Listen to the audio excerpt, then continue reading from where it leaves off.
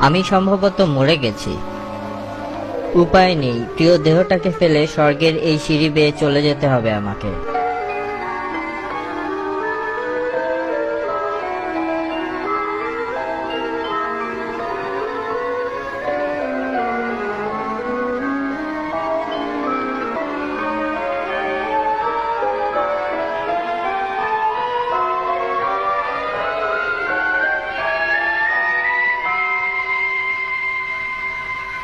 সাইনবোর্ডে লেখা আছে স্বর্গীয় ট্রেন স্টেশন।